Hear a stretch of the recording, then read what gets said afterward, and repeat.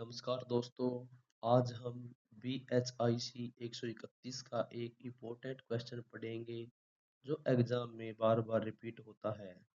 तो चलिए शुरू करते हैं। तो आज का प्रश्न है, प्राचीन भारतीय इतिहास के स्रोतों की व्याख्या कीजिए। में हम लिखेंगे, प्राचीन भारतीय इतिहास का अध्ययन विभिन्न प्रकार के स्रोतों के माध्यम से किया जाता है, क्योंकि उस समय का लिखित इतिहास सीमित मात्रा में उपलब्ध है। इन स्रोतों के आधार पर इतिहासकार उस काल के सामाजिक, आर्थिक, राजनीतिक तथा सांस्कृतिक जीवन का पुनर्निर्माण करते हैं। ये स्रोत न केवल घटनाओं की जानकारी देते हैं, बल्कि उस समय के लोगों के जीवन स्तर, विचारधारा तथा व्यवस्था को भी स्पष्ट करते हैं। इसीलिए प्राचीन इतिहास को समझने के लिए इन स्रोतों का अध्ययन अत्यंत आवश्यक माना जाता है। जो मुख्य बिंदु हैं, फर्स्ट पॉइंट है साहित्यिक स्रोत। साहित्यिक स्रोतों में वेद, ब्राह्मण, उपनिषद, रामायण, महाभारत तथा पुराण आदि ग्रंथ शामिल हैं। ये ग्रंथ उस समय की धार्मिक मान्यताओं, सामाजिक व्यवस्था और जीवन शैली के बारे में विस्तृत जानकारी प्रदान करते हैं। इसके अतिरिक्त बौद्ध और जैन साहित्य भी महत्वपूर्ण हैं, जिनसे समाज, धर्म और राजनीतिक स्थितियों का ज्ञान होता है। इन ग्रंथों के माध्यम से उस समय के विचारों और परंपराओं को समझा जा सकता है। नेक्स्ट पॉइंट है विदेशी विवरण। विदेशी यात्रियों के विवरण भी प्राचीन भारतीय इतिहास के महत्वपूर्ण स्रोत हैं। यूनानी, चीनी, अरब यात्रियों जैसे फाहियान, ह्वेनसांग, मेगस्थनीज ने भारत की सामाजिक, आर्थिक और राजनीतिक स्थिति का वर्णन किया है। उनके विवरणों से उस समय की परिस्थितियों का वास्तविक चित्र सामने आता है। ये विवरण भारतीय स्रोतों की पुष्टि करने में भी सहायक होते हैं। नेक्स्ट पॉइंट जो है वो है अभिलेखीय स्रोत।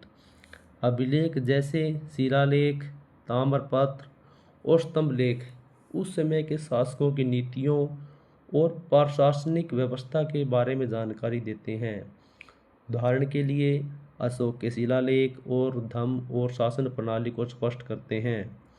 ये अभिलेख ऐतिहासिक तथ्यों को प्रामाणिक रूप से प्रस्तुत करते हैं और काल निर्धारण में सहायक होते हैं।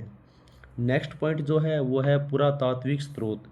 पुरातात्विक स्रोत से प्राप्त सामग्री जैसे मिट्टी के बर्तन, सिक्के, मूर्तियाँ, भवनों के अवशेष आदि प्राचीन जीवन के भौतिक पक्ष को समझने में सहायता करते हैं।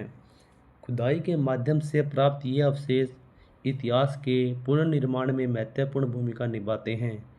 इनके आधार पर उस समय की तकनीकी उन्नति और जीवन स्तर का ज्ञान होता है। नेक्स्ट पॉइंट जो है पांचवा पॉइंट हमारा, सिक्के और मुद्राएं। सिक्के भी महत्वपूर्ण स्रोत हैं, जिनसे उस समय की आर्थिक स्थिति, व्यापार, शासकों के नाम और धार्मिक प्रतीकों की जानकारी मिलती है। विभिन्न कालों के सिक्कों के अध्ययन से राजनीतिक, आर्थिक इतिहास स्पष्ट होता है। ये स्रोत व्यापारिक संबंधों और आर्थिक विकास को समझने में सहायक होते हैं।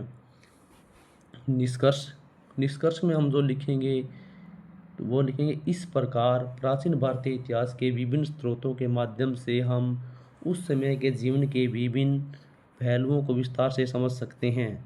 ये स्रोत इतिहास के पुनर्निर्माण में अत्यंत महत्वपूर्ण भूमिका निभाते हैं और हमें प्राचीन भारत की समृद्ध सभ्यता और संस्कृति की स्पष्ट जानकारी प्रदान करते हैं। अतः इन सभी स्रोतों का समन्वित अध्ययन आवश्यक है।